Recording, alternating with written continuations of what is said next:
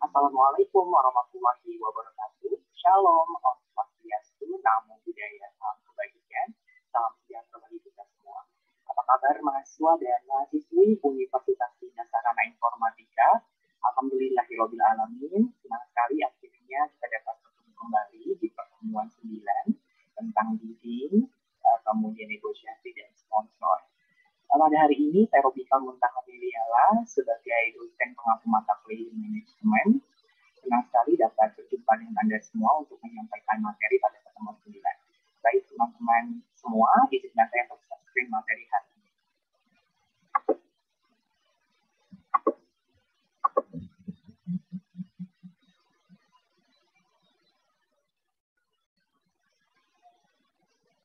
Sudah terlihat PPT di layar monitor komputer atau handphone Anda? Ya, jelas pada hari ini kita akan berdiskusi bersama tentang bidding, negosiasi, dan lobby sponsor. Seperti yang sudah saya sampaikan di minggu lalu sebelum kita libur Idul Fitri, bahwa sponsor sangat mendukung kelancaran dari keberhasilan event yang kita buat. Oleh karena itu, setelah tahapan term of the event sudah dibuat, budgeting sudah direncanakan oleh tim panitia, saatnya panitia untuk membuat proposal untuk sponsor dan mencari sponsor. Sponsor itu bisa dipetakan sesuai dengan perusahaan atau organisasi yang memang mempunyai concern yang sama terhadap ide penyelenggara kegiatan yang akan Anda selenggarakan. Oke. Apa itu bidding? Bidding itu adalah tender. Tender itu seperti layar di pertandingan, gitu ya. Kegiatan mengikuti undangan untuk memenangkan sebuah konferensi dan event ke suatu negara. Jadi dalam bidding itu biasanya sudah hadir beberapa event organizer yang saling menawarkan idenya masing-masing, gitu ya. Lalu datang ke perusahaan atau organisasi tertentu atau yayasan tertentu, lalu unjuk proposal atau ide yang akan mereka selenggarakan, nanti akan dinilai oleh calon perusahaan atau organisasi sponsor, dan yang terpilih nanti yang akan disponsori atau didanai oleh perusahaan tersebut, gitu ya. Bidding dapat dibagi dua, yaitu bidding internasional dan bidding nasional. Jelas kalau dari namanya aja, bidding nasional berarti adalah kegiatan tender yang dilakukan dalam skala nasional saja. Sedangkan bidding internasional itu dilakukan untuk penyelenggaraan event yang melibatkan lebih dari satu negara. Nah, di dalam melakukan bidding atau tender, pasti ada kegiatan negosiasi. Negosiasi itu artinya adalah perundingan, gitu ya, di mana kedua belah pihak menemukan titik tengah atau kesepakatan di antara beberapa ketentuan yang ditawarkan. Nah, penetapan keputusan secara bersama-sama ini yang disebut sebagai negosiasi. Jadi negosiasi diperlukan di sini untuk merumuskan apa saja yang akan menjadi keuntungan dari pihak kita dan apa saja yang menjadi keuntungan dari pihak partner, lalu apa saja hal-hal yang perlu dirundingkan, masalah harga, masalah rundown, kemudian masalah penyelenggaraan kegiatan dan lain sebagainya. Nah, karakteristik utama negosiasi supaya kita berhasil memenangkan kesepakatan di antara kedua belah pihak adalah pertama, senantiasa ingin mendengar dan ingin mengakomodasi apa yang menjadi kebutuhan masing-masing untuk mendapatkan titik tengah atau win-win solution. Kemudian, memiliki ancaman terjadinya atau di dalamnya mengandung konflik yang terjadi dari mulai awal sampai terjadi kesepakatan dalam akhir negosiasi. Jelas dalam negosiasi pasti ada saja kendala atau konflik yang ditemukan karena melibatkan dua karakter orang yang berbeda dan kadang-kala ada tujuan yang mungkin tidak sama di antara pelaku satu dan pelaku negosiasi yang kedua. Oleh karena itu diperlukan ketenangan dalam bernegosiasi, kemudian adanya niat di antara kedua belah pihak untuk sama-sama menemukan titik tengah. Ketika kedua belah pihak sama-sama saling menjunjung tinggi egonya dan tidak ingin bertemu di titik tengah, ya negosiasi akan sulit tercapai. Gitu. Nah, karakteristik utama negosiasi yang lain adalah menggunakan cara-cara pertukaran sesuatu, gitu, baik berupa tawar-menawar maupun tukar-menukar. Maksudnya di sini, I will give you something if you will give me that, contohnya seperti itu. Saya akan memberikan sesuatu dan kamu juga harus memberikan aku sesuatu yang saya perlukan. Nah, itu disebut sebagai simbiosis, ya, tukar-menukar atau tawar-menawar. Nah, hampir selalu berbentuk tatap muka. Jadi negosiasi sebelum terjadinya pandemi COVID-19 memang lazimnya, idealnya dilakukan dengan tatap muka. Mengapa? Untuk mengurangi miscommunication, misunderstanding, dan ketika ada hal-hal yang memang diperlukan untuk diskusi lebih mendalam dan terhindar dari gangguan teknis layaknya komputer dan juga sinyal. Tapi apa daya ketika pandemi COVID-19, kadang-kala negosiasi pun harus dilakukan tidak dengan tatap muka, yaitu dengan media tertentu, termasuk media virtual. Negosiasi biasanya menyangkut hal-hal di masa depan atau sesuatu yang belum terjadi dan kita inginkan terjadi. Ya, jelas. Itulah fungsinya negosiasi untuk mencapai kata kesepakatan atau kerjasama di antara kedua belah pihak yang akan dilakukan pada periode selanjutnya. Dari negosiasi adalah adanya kesepakatan yang diambil kedua belah pihak, meskipun kesepakatan itu misalnya kedua belah pihak sepakat untuk tidak sepakat. Nah, di poin ke-6 ini Anda harus menyadari bahwa ketidaksepakatan di antara beberapa pihak dari hasil negosiasi itu juga merupakan bentuk kesepakatan. Jadi di dalam negosiasi tidak hanya tentang hasil kesepakatan saja, tidak sepakat untuk bekerja sama antara satu pihak dengan pihak yang lain itu juga dapat dikatakan kesepakatan dalam negosiasi.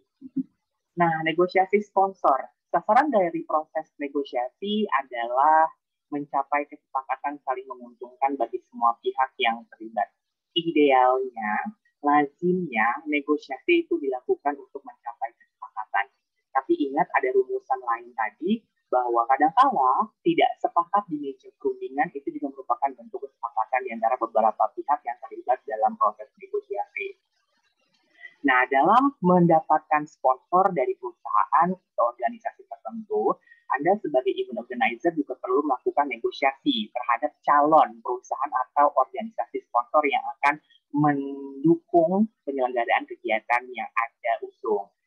Nah, ada sejumlah aturan yang membuat negosiasi sponsorship jauh lebih mudah. Di antaranya adalah satu, negosiasi antar kawan. Negosiasi antar kawan di sini adalah dimulai dari pemetaan kira-kira perusahaan ataupun organisasi yang memang mempunyai kedekatan secara pribadi dengan event organizer yang Anda buat. Jadi dimulai dari pemetaan, nggak usah jauh-jauh untuk mencari perusahaan ataupun organisasi yang memang belum sama sekali dikenal, tapi bisa dimulai dari dikenal dari lingkungan keluarga maupun dari tim event organizer itu sendiri. Yang kedua, tentukan batas minimal keuntungan Anda. Sebelum kita datang ke meja perundingan untuk bernegosiasi, kedua belah pihak harus menentukan terlebih dahulu kira-kira keuntungan yang ingin dicapai dari kegiatan ini berapa persen. Itulah pentingnya rancangan anggaran atau budgeting.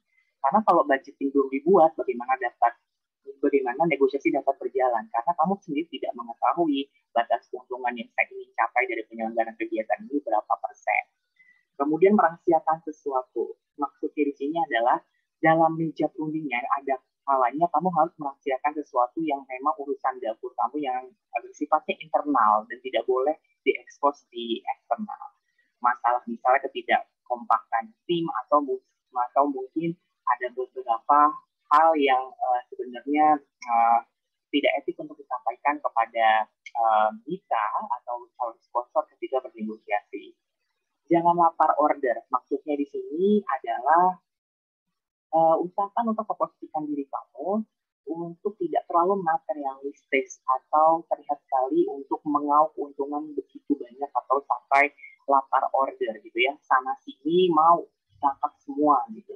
Nah, ada kalanya kamu juga harus melakukan pemetaan gitu, mencari perusahaan atau organisasi yang memang relatable, yang mempunyai visi dan misi yang sama, dan mempunyai segmentasi pemasaran dari produk atau jasanya yang sejalan dengan ide penyelenggaraan kegiatan kamu. Makanya di sini disebutnya jangan lapar order. Gara-gara mungkin memang event kamu membutuhkan dana begitu besar, sehingga semua perusahaan kamu datangi tanpa kamu melihat bahwa sebenarnya perusahaan ini tidak relatable untuk mensponsori atau mendukung penyelenggaraan kegiatan kamu. Itulah disebut pentingnya pemetaan untuk mencari sponsor yang tepat, yang mempunyai visi, misi, dan kesamaan segmentasi pasar dari ide penyelenggaraan kegiatan yang akan kamu buat. Nah, tetaplah bersabar apapun kendalanya. Namanya juga mencari sponsor ya, itu bukan hal yang mudah. Ada kalanya kita menemukan perusahaan memang relatable, tapi mereka tidak bersedia untuk mendanai dari kegiatan yang akan kita buat karena beberapa kendala. Mungkin mereka juga mempunyai kegiatan-kegiatan yang perlu diprioritaskan dibandingkan harus menjadi sponsor dari kegiatan Anda. Jadi tetaplah bersabar apapun kendalanya dan utamakan ketenangan dan tidak mementingkan ego sendiri. Dan bersiaplah untuk menjauh. Maksudnya bersiaplah untuk menjauh di sini adalah namanya juga tender, negosiasi gitu ya, pertandingan gitu. Siap untuk menang, siap untuk kalah. Jadi seperti yang sudah saya bilang tadi, kadangkala tidak sepakat pun merupakan kesepakatan yang perlu kita terima. Jadi bersiaplah untuk menjauh ketika memang menemukan calon perusahaan sponsor atau calon organisasi yang mungkin tidak relatable atau tidak koordinatif dengan negosiasi yang Anda buat. Nah, adapun strategi menggait sponsor dapat Anda lakukan dan perhatikan beberapa hal. Di antaranya, mulailah dengan membuat berkas permohonan kerjasama yang profesional, gitu ya. Dimulai dari opening letter yang bagus, desain yang menarik dari proposal untuk sponsor yang akan dilampirkan, kemudian jelaskan visi dan misi dari event organizer sendiri, lalu jelaskan metode dari mekanisme kegiatan yang Anda selenggarakan, tim yang terlibat siapa saja, anggaran dana yang dibutuhkan berapa saja, dan juga alamat tujuan juga harus lengkap dan tidak boleh salah. Penampilan yang rapi, bersih, dan segar setiap kali menemui calon sponsor. Ini biasanya dilakukan oleh account eksekutif ya, account eksekutif ataupun ketua panitianya sendiri yang berusaha untuk mendatangi beberapa perusahaan atau organisasi yang dilihat berpotensi untuk dapat mendukung penyelenggaraan kegiatan mereka. Jadi diawali dengan mempersiapkan diri seprofesional mungkin layaknya kamu memang bernegosiasi untuk acara profesional. Kemudian yang ketiga, pengetahuan dan wawasan yang luas, khususnya mengenai event yang akan digelar. Ya jelas, ketika kamu menjadi seorang negosiator dan kamu tidak tahu berunding tentang hal sedetil apapun yang akan menjadi goals kamu, yaitu akan menjadi lucu gitu ya. Karena seorang negosiator yang baik adalah mereka harus mengetahui sedetil mungkin dari proposal yang mereka ajukan kepada calon perusahaan sponsor. Kemudian, kalau bisa, serahkan langsung proposal itu kepada pejabat pemegang keputusan dari sponsor tujuan. Hal ini memang tidak mudah, tapi bisa dilakukan dengan melakukan pendekatan atau lobby dengan sekretarisnya, mengajak dialog, gitu ya, memenangkan hatinya. Selain itu, baru diusahakan untuk dapat bertemu langsung dengan pemegang keputusan. Yang kelima adalah tekun. Jadi lakukan upaya memasukkan berkas dan permohonan kerjasama itu tanpa lelah, gitu ya. Mencari sponsor itu tidak mudah, teman-teman, dan makanya pentingnya pemetaan dilakukan agar kamu tahu negosiasi dengan siapa saja, dan jika ada plan A tidak berhasil dengan perusahaan ini, kamu punya stok cadangan terus sampai ke plan C atau plan selanjutnya. Siapkan draft berkas kontrak atau naskah kerjasama atau naskah kesepakatan yang memuat antara lain bentuk kontrak prestasi yang diberikan, tahap pembayaran sponsor, dan lainnya. Nah, ini yang sudah saya berikan juga contoh proposal untuk sponsor ya, di mana ada halaman khusus yang disebut lembar kerjasama yang perlu disediakan dan juga penjelasan benefit yang akan didapatkan oleh perusahaan sponsor ketika mereka ingin bekerja sama dengan IO Anda. Jelaskan benefitnya, kemudian jenis sponsornya apa saja, dan bagaimana alur kerjasamanya, berikut bagaimana mentransfer dananya ke rekening bendahara yang dituju. Kemudian, nah ada hal-hal lain yang perlu Anda perhatikan juga kepada pemberi sponsor, yaitu tadi tujuan penyelenggaraan event, dalam mendapatkan sponsor harus kamu kemukakan di proposal, kemudian peraturan tentang sponsor yang perlu diikuti oleh event organizer, karena setiap peraturan yang berbeda tentang sponsor ya. Setiap IO mempunyai jenis-jenis sponsor dan kontra prestasi maupun benefit yang berbeda yang akan ditawarkan kepada calon perusahaan sponsor. Kemudian penetapan tingkatan sponsor, ada sponsor gold, ada sponsor silver, ada sponsor bronze, misal seperti itu, atau sponsor utama, sponsor media, dan sponsor misalnya pemula, contohnya seperti itu. Atau tipe sponsor yang cocok untuk event yang diselenggarakan dan biasanya dibuat sesuai dengan tema event. Jadi ada baiknya kamu sudah mengklasifikasikan dulu semuanya di proposal, baik jenis-jenis sponsor yang ditawarkan apa saja, fasilitas dan benefit apa yang kamu tawarkan ketika mereka bersedia untuk bekerja sama dengan kamu, kemudian bagaimana alur kerjasamanya, lalu bagaimana alur transfer atau pengiriman dananya, kemudian disediakan juga lembar kesepakatan atau kerjasama yang ditandatangani antara pihak sponsor dan pihak ketua panitia di dalam proposal untuk sponsor itu, yang sudah saya contohkan di WhatsApp group dan juga di pertemuan sebelumnya. Lalu rencana sponsor ditetapkan, hal ini berhubungan dengan penetapan sponsor yang terlibat, ya. Jadi kira-kira kamu juga harus memberitahu kira-kira perusahaan sponsor mana saja yang akan berpotensi mau menyokong kegiatan kamu untuk dijadikan testimoni. Kemudian nilai yang ditetapkan untuk jenis barang atau jasa yang akan diberikan, jelas mau sponsor barang atau uang gitu, atau misalnya sponsor alternatif gitu ya, sponsor untuk pengisi acara dan lain sebagainya. Dan apa keuntungan pemberi sponsor, yaitu benefit yang akan diterima oleh calon perusahaan sponsor ketika ingin bekerja sama dengan ibu Anda, dan siapa yang akan menyetujui pemberian sponsor dari pihak perusahaan pemberi sponsor. Itu ya kira-kira pentingnya negosiasi, bidding, dan lobby dalam rangka upaya sponsorship atau mencari sponsor untuk menyukseskan event yang akan Anda buat. Mohon maaf jika ada salah kata, semoga ini bermanfaat. Assalamualaikum warahmatullahi wabarakatuh.